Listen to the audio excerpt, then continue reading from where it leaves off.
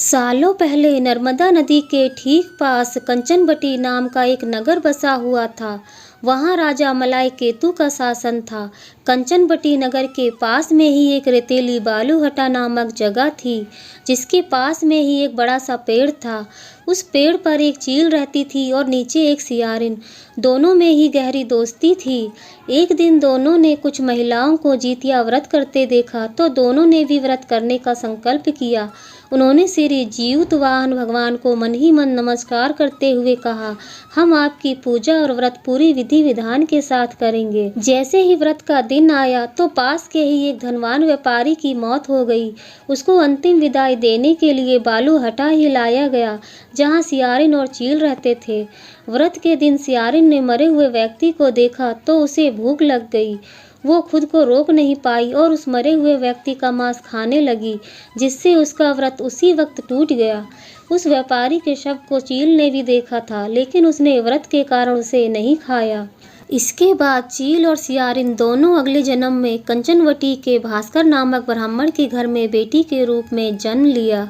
चील का जन्म बड़ी बहन के रूप में हुआ, जिसका नाम शीलावती पड़ा और उसकी शादी बुद्धिसेन नामक लड़के से कराई गई। सियारिन का जन्म उसकी छोटी बहन कपूरावती के रूप में हुआ। समय होने पर उसका विवाह कंचनवटी के राजा मलय केतु से किया गया। भले ही कपूरावती विवाह के बाद कंचनवटी की रानी बन गई हो, लेकिन उसे बेटे का सुख नहीं मिला। उसके घर जितने भी बच्चे जन्म लेते वो उसी दिन मर जाते। ऐसा होते होते कपूरावती काफ़ी परेशान हो गई। इधर उसकी बड़ी बहन शीलावती को 7 बेटे हुए थे।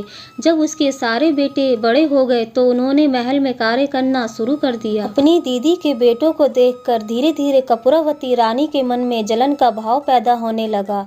उसने इसी जलन की वजह से अपने पति को कहकर अपनी दीदी के सारे बेटों के सिर कटवा कर एक बर्तन में रख दिए। उन सभी 7 बर्तनों को कपूरावती ने लाल रंग के कपड़े से ढक दिया और अपनी दीदी शीलावती के पास भिजवा दिया।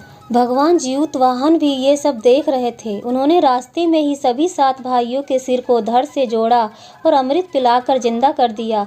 फिर सभी भाई अपने घर चले गए और उन बर्तन में भगवान की कृपा से फल भर गए। उधर कपूरावती अपनी दीदी के घर से शोक समाचार मिलने का इंतजार में बैठी हुई थी। जब कोई संदेश नहीं आया तो वो खुद ही शीलावती के घर चली गई। वहाँ जैसे ही उसने अपनी दीदी के सारे बेटों को जिंदा देखा तो वो हैरान हो गई। कुछ देर बाद उसने दीदी शीलावती को अपनी हरकत के बारे में बताया।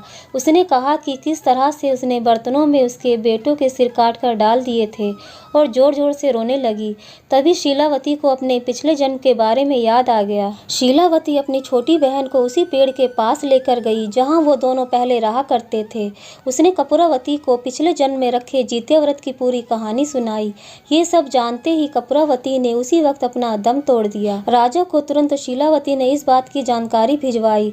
अपनी पत्नी के बारे में दुख भरा समाचार मिलते ही राजा वहां पहुंचे और कपूरावती को उसी पेड़ के नीचे अंतिम विदाई दी। कहानी से सीख, बुरे कर्म कभी पीछा नहीं छोड़ते, गलत कामों की सजा को भोगना ही पड़ता है। भगवान जीउतवाहन की जय।